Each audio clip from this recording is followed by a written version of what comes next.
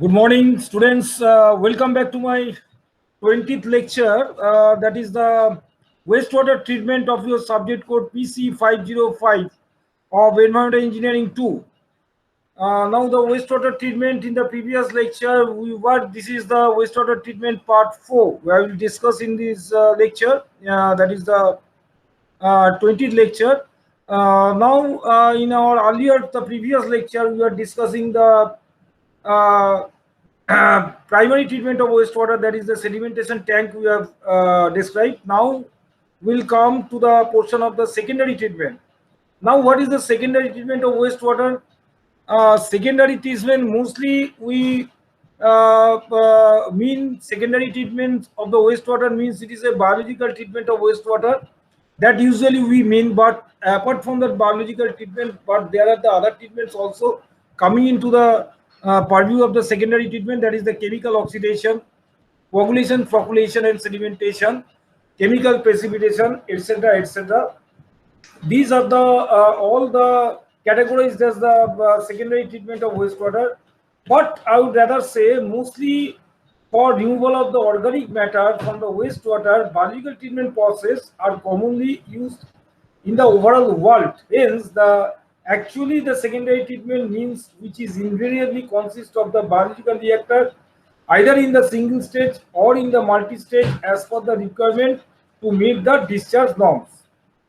Fine. Now, the biological treatment, the objective of the biological treatment of the wastewater is for removing the carbonaceous organic matter from the wastewater, which is present in the soluble and colloidal form. That means, which is not easily settled at in sedimentation tank, which is in the mostly in the soluble and colloidal form.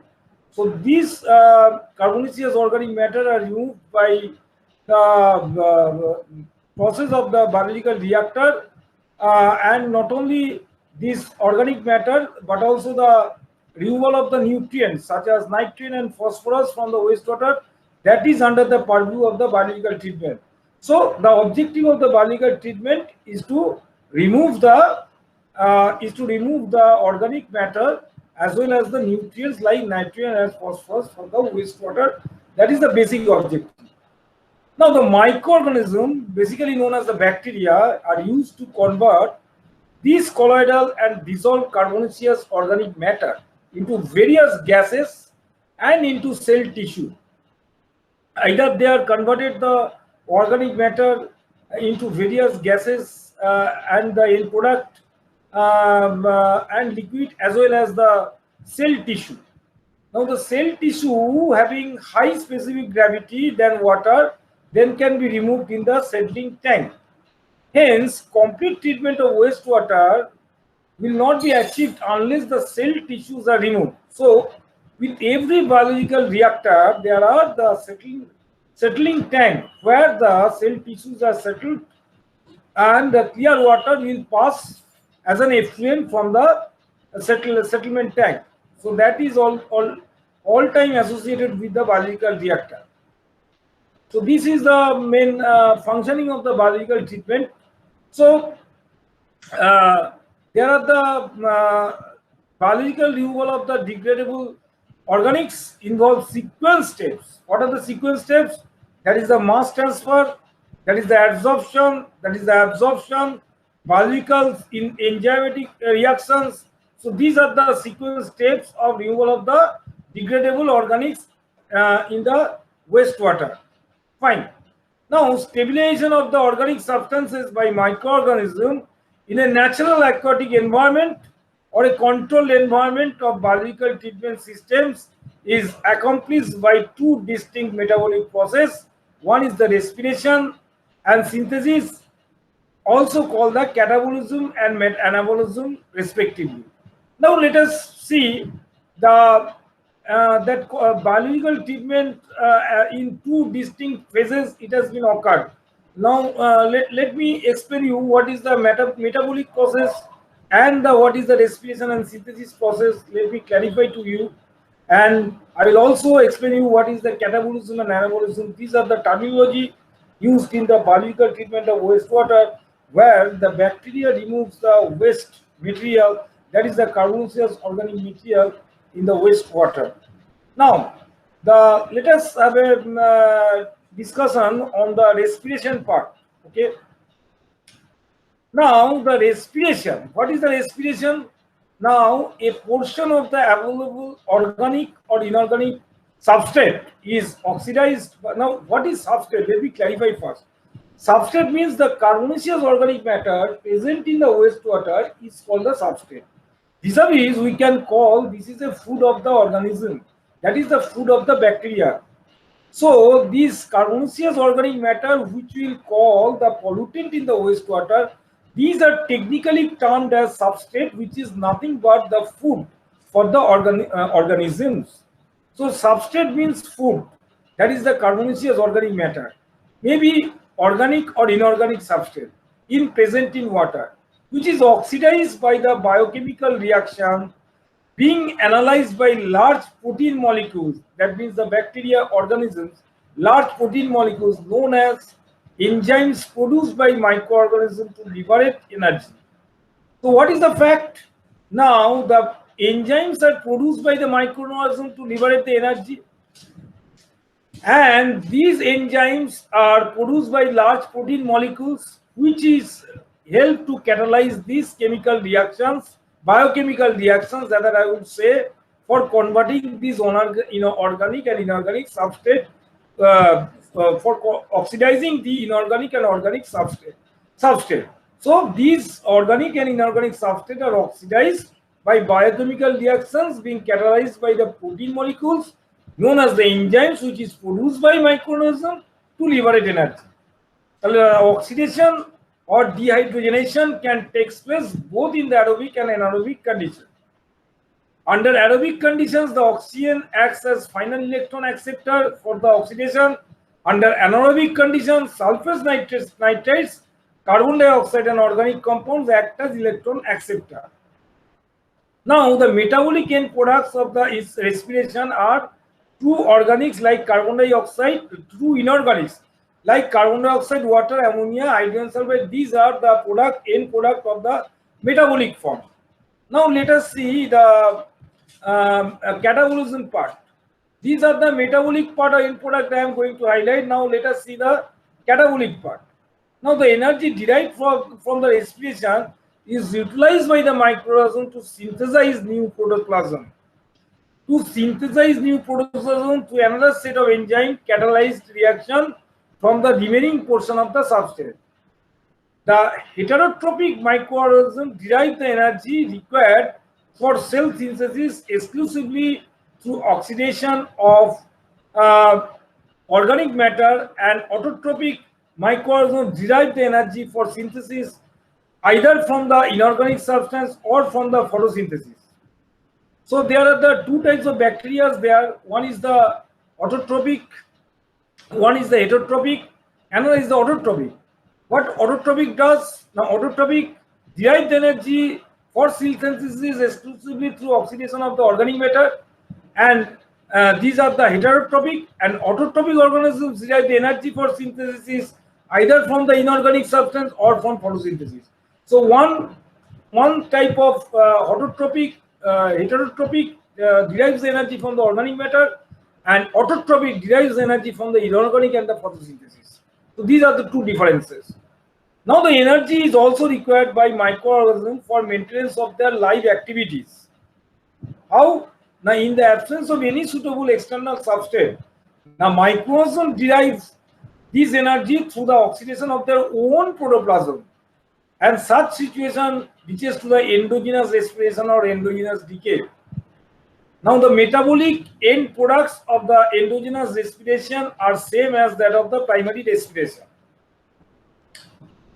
The metabolic process in both aerobic and anaerobic process are almost similar. The yield of the energy in an aerobic process using oxygen, that is an electron acceptor, is much higher than the anaerobic condition. So we can say that the aerobic system liberates more energy than the anaerobic system, because this when in aerobic system, when oxygen is used as an electron acceptor, then it much higher energy liberated is much higher than that of anaerobic condition. Now, let me discuss you the catabolism and anabolism part. Let me explain the catabolism and anabolism. The most important mechanism for the removal of organic material in biological wastewater treatment is the bacterial metabolism. What is bacterial metabolism? The bacterial metabolism refers to the utilization of the organic material either as a source of energy or as a source for the synthesis of cellular material. So, when organic material is used as an energy source, it is transferred into stable end products like carbon dioxide, water, etc. This process is called catabolism. But in the process of anabolism, the organic material is transformed and incorporated into cell mass. Anabolism is an energy consuming process and it is only possible if catabolism occurs at the same time to supply the energy needed for the synthesis of the cellular matter. So what we have come to know? We have come to know that catabolism and anabolism are two interdependent and occur simultaneously because the anabolism phenomenon occurs taking the energy from the catabolism. Again, I am repeating, anabolism phenomenon occur taking the energy from the catabolism because anabolism is an energy consuming process and it is only possible if catabolism occurs at the same time to supply the energy needed for the synthesis of the cellular matter, which is called anabolism. So two are the in this simultaneous and interdependent process. So one, catabolism means the end product which you are using converting bacteria, that is the microorganism. Converting refers to the utilization of the organic matter, that means the substrate organic matter, that utilizing either as a source of energy, as a source for the synthesis of the cell. When organic material is used as an energy source, it is referred to as a stable end product, that is the catabolism.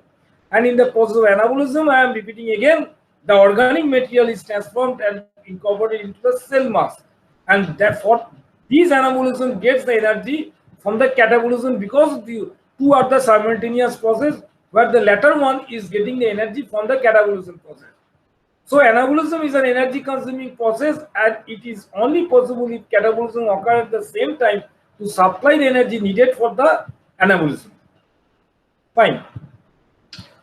Now let me discuss the principles of the biological wastewater treatment. Now, the soluble organic substances of the wastewater, that is the objective of the biological treatment of wastewater.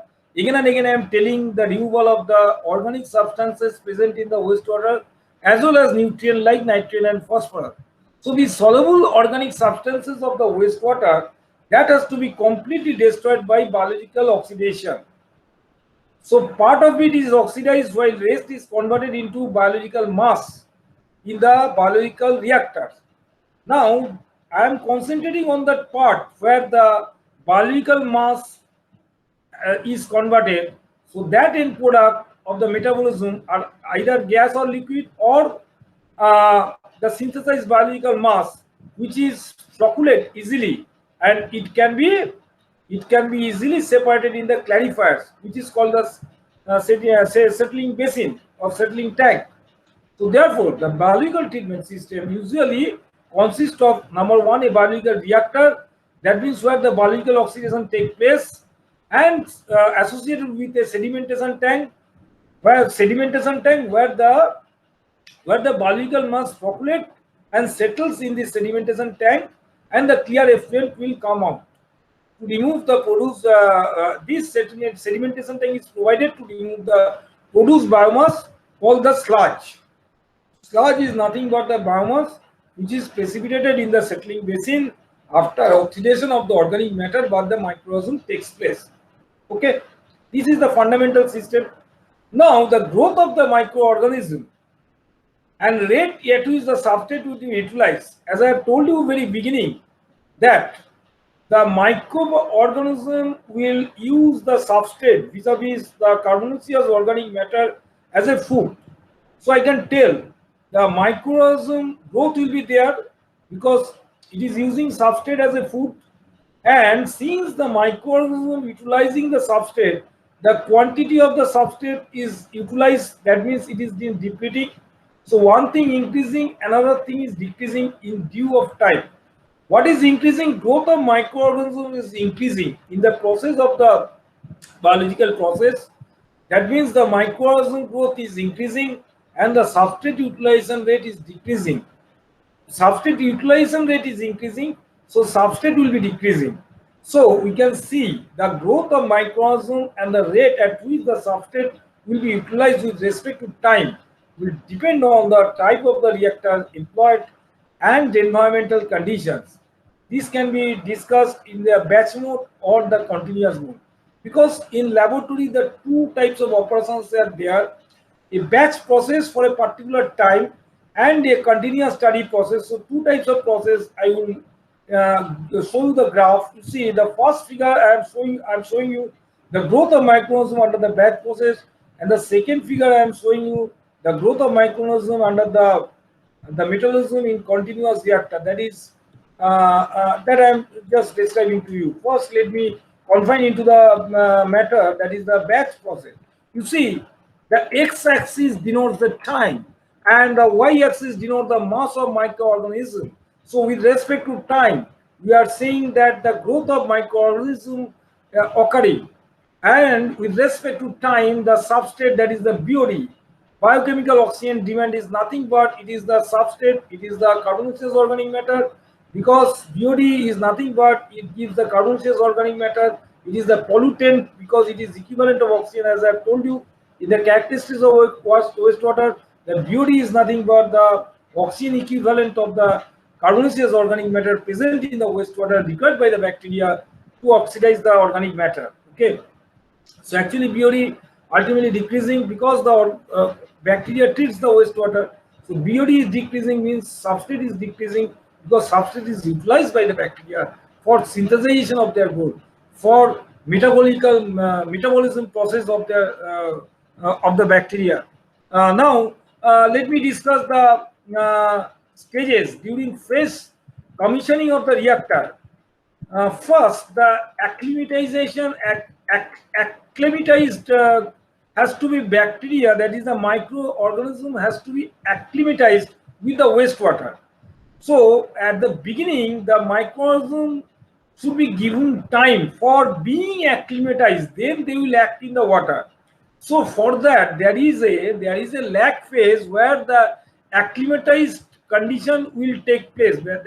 That means bacteria will take time to be acclimatized to participate in the water. So this is called lag phase, because during this phase there will be some lag time before the substrate is being accepted by the microbes. Hence, to reflect in substrate depletion and microbial growth.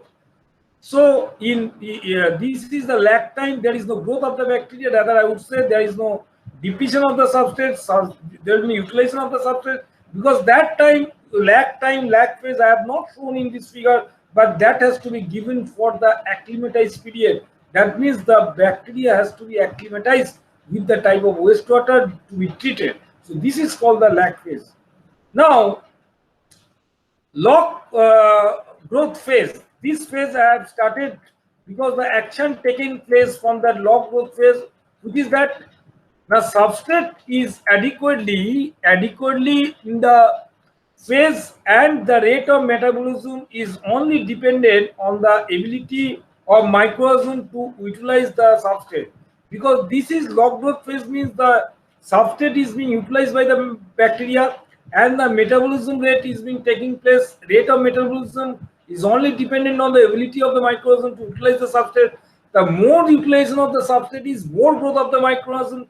That is the fundamental thing of the metabolism. So that clear picture is given in the log growth phase. You see, log growth phase is the increasing phase. Now then the declining growth phase will be happen. Why? Because as we have seen the log growth phase, the growth of bacteria is there. That means by that time the substrate is being already utilized by the bacteria, by the microbes. Then the rate of after that time, that means after log growth phase, the rate of metabolism and hence growth rate of microorganism decreases due to limitation of the substrate, because substrate is going to decrease. So there will be a limited supply of the substrate. So definitely there will be the metabolism rate will be decrease. The metabolism growth rate will be decreased. And this is referred to as the substrate limited growth conditions, where substrate available is not enough to support maximum growth rate of the microorganism. So this is called the declining growth phase. Now, after that, the stationary phase, that means whatever the bacteria growth, bacteria decays. That means the bacteria growth rate and decay rate are same. Whatever the bacteria growth rate and decay rate is same, so net bacteria growth rate is 0, so it will be a straight line. There will be no net increase or decrease on mass of bacteria, so it will be a straight line. If you see, this is a straight line, so this phase is referred to as the stationary phase. Fine. And the last phase I will describe, that is the endogenous growth phase, endogenous decay, rather I would say, very, very important terminology in the biological treatment of wastewater, because these microorganisms oxidize their own, then there is no substrate there. Then what will happen? The microorganism oxidize their own protoplasm for energy, and they are decreased in number of mass. Since they are using the energy from their own protoplasm for energy, and thereby it is the endogenous dispersion occurs, and there is a decrease in the number of mass of the biomass. So this is called the endogenous growth phase, that is the endogenous decay started. Now all these phase I am describing, that is the log growth phase, declining growth phase, stationary phase, endogenous growth phase, that is for the batch process. Now there is another process, that is the continuous process. The mode of operation of the reactor are in two processes, as I have highlighted. One is the batch process, and another is the continuous process. So let me describe the continuous process. In continuous system, the food to microorganism controls the rate of my metabolism. Now, let us consider the low F by M. So low food by microorganism. What do you mean? Food means the substrate, that is the carbonaceous organic matter, microorganism. So if it is low, that means the microorganism is more, whereas the substrate is not adequate for that microorganism. In that case, what will happen? Now food available is lower, hence it is endogenous growth of microorganism. So you see, first food by at low food by microorganism. If we see the x-axis, in the low food microorganism ratio, the endogenous growth phase has been occurred. Why endogenous growth phase? Because the substrate is not available adequate to support the biomass growth, and it is the endogenous growth of the microorganism occurs. But if we see the right portion of the x-axis, that is for higher F by M, then the food available is abundant, and hence the growth phase is log growth phase. You see, the growth phase is log growth phase, and in between the log growth phase and endogenous, one transition curve which is called the decline growth phase. That is, decline in between the growth rate will be decline growth rate. That is, the left extreme is the endogenous, right extreme is the log growth. So in between two growths, we are joining with the decline growth phase. The biological reactors are typically operated at declining growth phase or endogenous growth phase with sufficient F by M ratio, so that the microorganism mass is at least constant and not depleting. The sludge produced at log phase is not the settleable characteristics of the sludge produced is the log phase is not so good as compared to the declining phase and the endogenous decay. So these reactor generally used in this declining phase or that endogenous decay phase, because the sludge characteristics it has been found in the log phase is not so good. So that I am going to say. Again, I am telling, in the the sludge produced at log phase is very poor in settling characteristics, and the sludge produced in endogenous phase has better settling properties and settles well is more stable. So these two batch and the continuous mode of operation of the reactor with different phases I have just described to you. Now the nutritional requirements for microbial growth, that is very fundamental, because after all you have to see the microbial growth, which is much more responsible the biomass, that is the microbes are much more responsible for the treatment of wastewater, so their growth requirement for nutritional requirements has to be studied. For reproduction and proper functioning of an organism, it must have a source of energy, carbon for the synthesis of new cellular material, and nutrients like nitrogen, phosphorus, potassium, sulfur, ferrous, calcium, magnesium, etc. These are the requirements for microbial growth. So energy is needed for the cell synthesis. That is very much clear, and that may be supplied either by light or by chemical oxidation reaction. So if it is by light, these are called the phototrophs bacteria. So what are the phototrophs organisms? These are used as light as energy. Phototrophs organisms are able to use light as an energy. That's why they are called phototrophs. So photo. So that's why they are called phototroph. So these may be phototrophic, certain sulfur-reducing bacteria, or autotrophic, photosynthetic bacteria and algae. So these are the phototrophs examples I am giving you, which use energy as a light, which use light as an energy source. Now we have told you that a chemical oxidation reaction catalyzed by the bacteria, that is also used as an energy. They are called the chemotrophs. So what is the chemotrophs? Now organisms that derive their energy from the chemical reaction. So these are called the chemotrophs. These may be either heterotrophic, that means those derive energy from organic matter like protozoa, fungi, and most bacteria, or maybe autotrophic like nitrifying bacteria. Accordingly, they are called the chemotrophs. Those derive energy from oxidation of the organic compounds, and chemotrophs, those obtain energy from oxidation of the reduced inorganic compounds such as ammonia, nitrate, sulfide.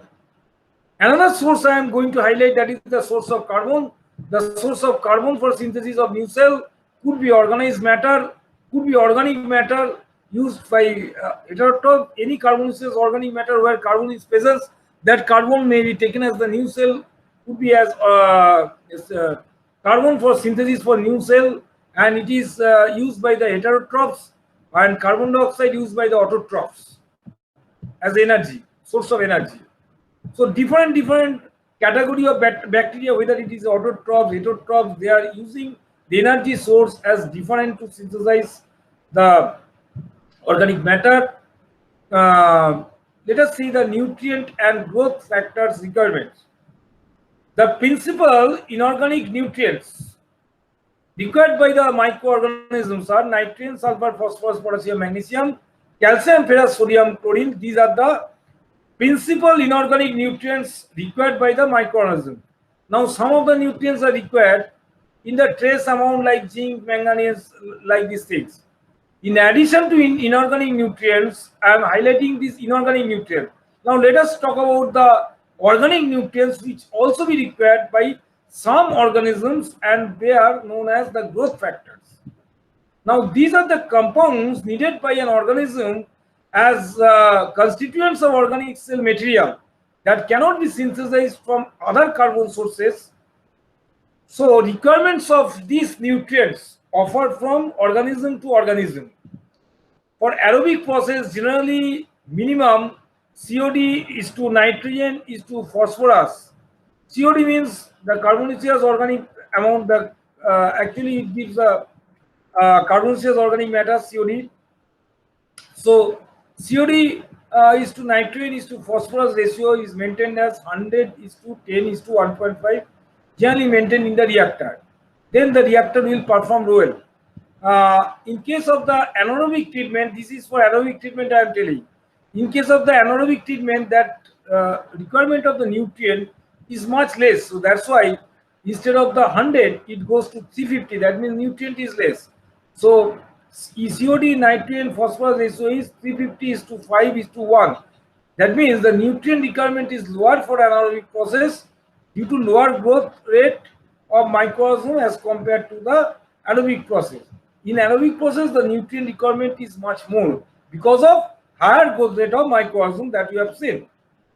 Now, while treating sewage external micro like nitrogen, phosphorus, potassium, sulfur, and trace metals, nutrients, additional is not necessary because this is necessary only for the effluent treatment of industry water.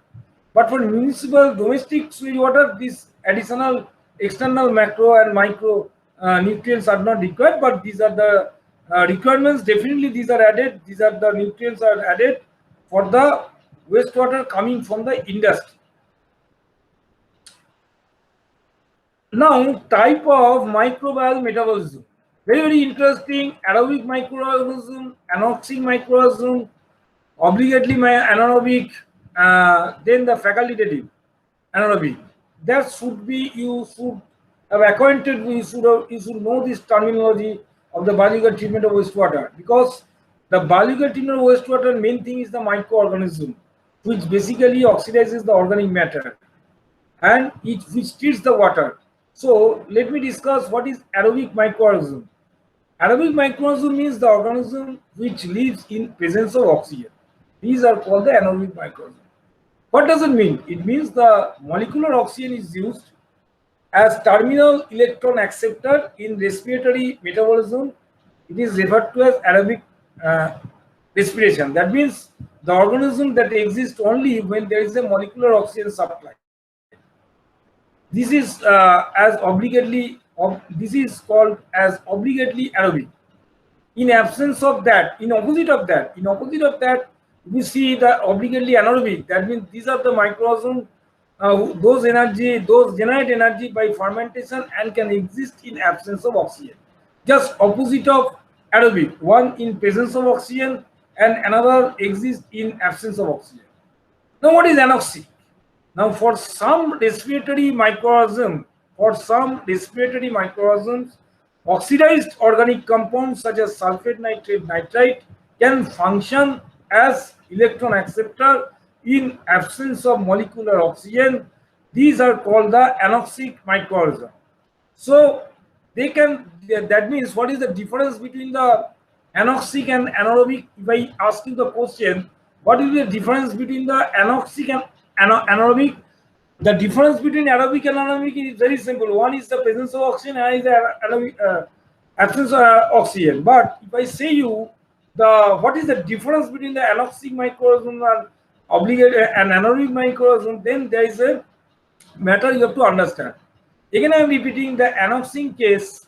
Anoxic case are the dealing with the respiratory microorganism oxidized inorganic compounds. So oxidized inorganic compounds, not organic compounds, oxidized inorganic compounds such as sulfate, nitrate, nitrite, and can function as the electron acceptor in absence of molecular oxygen. So these oxidizes inorganic compounds in absence of oxygen. So this is called the anoxic microorganism. Again, I am repeating, these oxidizes inorganic compounds in absence of oxygen. These are called the anoxic microorganism. Okay. Now the facultative anaerobes. What are the facultative anaerobes? Now these microorganisms have ability to grow in absence or presence of oxygen. Again, I repeat, these anaerobes, the microorganisms which can live or which cannot live. That means which may live or may not live. So in these microorganisms have ability to grow in absence or presence of oxygen. That means those who can live in either in presence or in absence of oxygen, that is called the facultative anaerobes. This can be divided in two facultative anaerobes. Those can shift from fermentative to aerobic respiratory metabolism. And number B, second is the aerotolerant anaerobes. These follow strictly fermentative metabolism and are insensitive if oxygen is present in the system.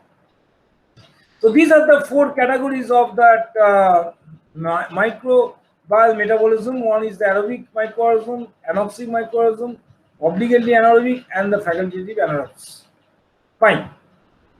Now coming to the point of the types of biological reactors.